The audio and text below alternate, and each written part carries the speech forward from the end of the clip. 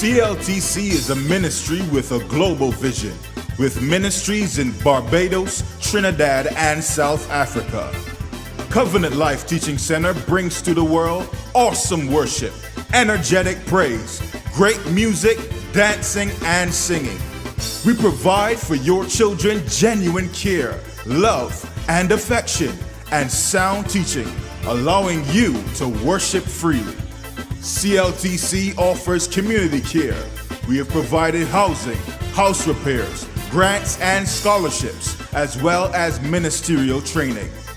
We teach you principles of successful living, from the family to finances, courtship to consecration.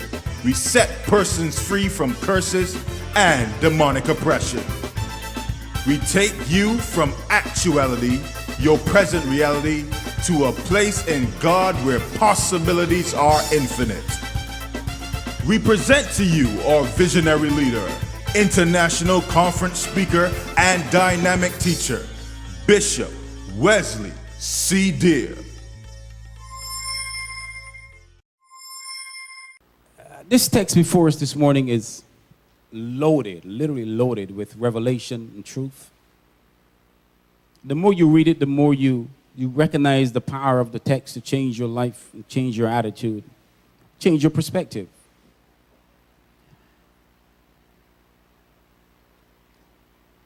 Many of us use the word perspective because we understand the meaning.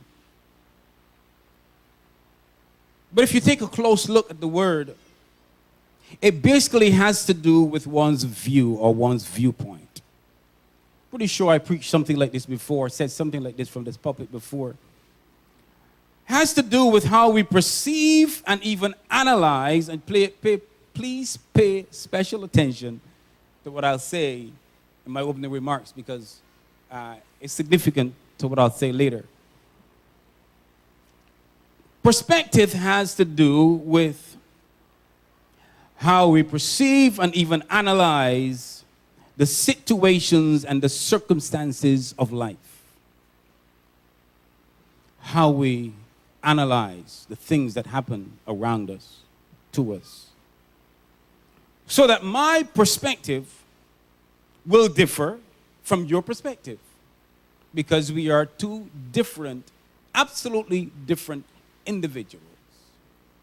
It is interesting, though, that you and I can have the same perspective if our perspective is a God perspective.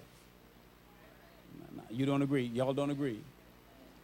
If my perspective is a God perspective as it relates to anything in life, and your perspective is a God perspective on that same given thing, I'm suggesting to you that we both will have a similar perspective. Perspective helps to determine our realities and our priorities. All of us know what happens to be our given realities, those things that are real to us. All of us have priorities. There are things that we pay attention to, and there are things that we don't pay so much attention to. It is your perspective that determines to a great extent what your specific realities are and what your priorities will be. Perspective has a whole lot to do with how we evaluate what I call relational significance. Take my time. Your perspective has a lot to do with how we evaluate relational significance. That is, when I look at this thing in my life and I look at that thing in my life, how significant do I consider one thing to be over another thing in relation to each other and in relation to life as a whole. Relational significance. All of us have to deal with the concept of relational significance on a day-to-day basis because we are individuals that are multifaceted who have to deal with all different aspects of our lives and our families and how we do this and treat that and do all the different things that we do. And we have to make certain judgments and decisions based on the relational significance of one thing over another. Am I losing you? So that we come to the place in our daily lives where we have to make a decision as it relates to what is more important in my life. Relational significance. What is more significant to me? What is more important? This or that? Do I cry over this or do I let that go? Do I pay more attention to this or do I invest more in that? Relational significance. How important is one thing over another so that my perspective will to a large extent dictate my attitude and it will dictate my actions. My attitude and my actions. Bottom line is that my perspective will expose my soul to things like fear and anxiety. Your perspective will expose your soul to things like anger and hostility. It will expose your soul to things like hope, peace, and tranquility.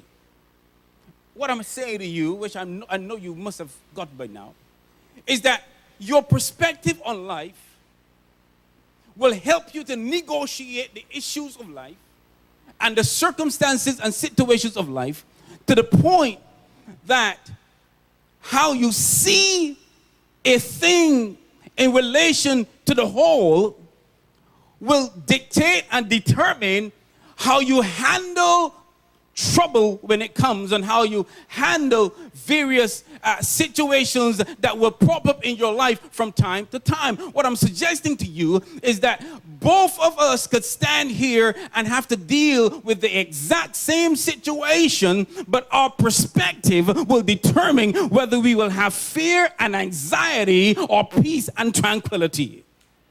Your perspective. It's all about your perspective. Ladies and gentlemen, I'm discovering that the secret to successfully coping with setbacks and crises has little to do with how old I am or how old you are. The secret to coping with the various issues of our lives has little to do with how long you were saved, how long you knew the Lord. Since you don't believe me, I'll say that to these over here. The secret to successful living has little to do, and I mean what I say little to do, with how long you were saved, how long you were a member of the church. It has little, because you and I know people who were saved from the time Adam was a lad. They're still as fretful and miserable.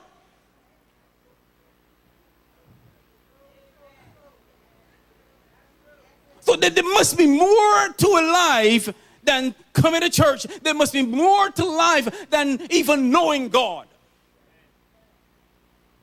It's one thing to know God. It's another thing to appropriate the nature and characteristics of God and walk in that vein with the Lord so that you reflect His glory, so that when people get on your nerve, what you call your last nerve, because of my perspective, I'll see you for who you are and I'll smile. But somebody else will cuss you out.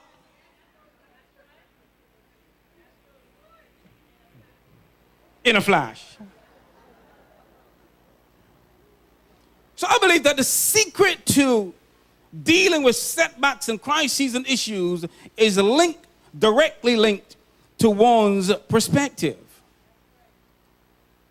Uncle Job possessed a very interesting perspective that I wish for all of us to take a brief look at today.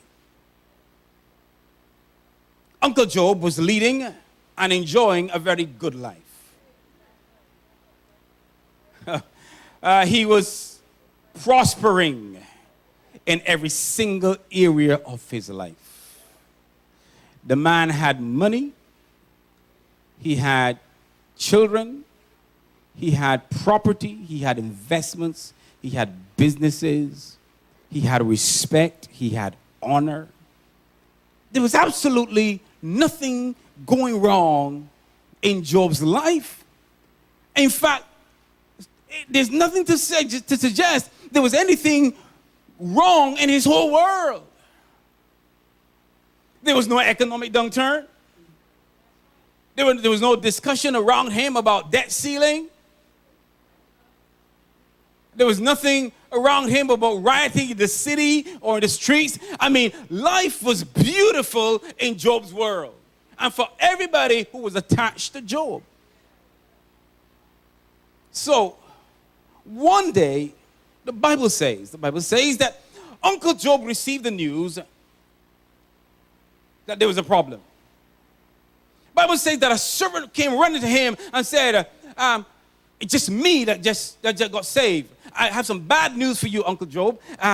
You just lost all of your possessions. Now, we've read this. I've read this many, many times. But it's only now that it's sinking in that as I try to try to paint a picture in my mind as to what was happening with Job at the time, Job is having a good day. A messenger or a servant comes to him and says to him, we're going to paraphrase it because we don't want to go through verse by verse. He basically says, you've lost every single thing you have. That's enough to kill any one human being. I don't even know if I can help you to see what I'm seeing. I want you to imagine for a moment that somebody has to go to the wealthiest man in Barbados. I don't know who that is. And you go to him and you say, listen, everything you own is no longer yours.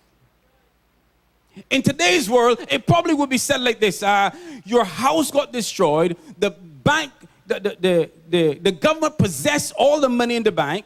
Your cars are stolen. Your business is shut down. You have nothing left in your name. The interesting thing about this scenario is that Uncle Job didn't have time to process it. Because if you read the text, it says that while the man was speaking, another came. Had he had time to process it, maybe he would have fainted. Maybe, just maybe. So the servant came and he says, Job, your businesses are gone. Your cattle is gone. Your warehouses are gone. Your Mercedes donkey is gone. Your BMW donkey is gone. Your crops are gone. Your harvest is gone. Your possessions are gone. All of the possessions you've owned are now gone. And before Job could understand what he was saying, another servant came and said, Job. So understand that he had no time to even process this thing. Your possessions are gone. You've got to understand the relationship, before we go to the next servant, we've got to understand the relationship between a man and his possessions. I'm convinced that they're called possessions because they possess us.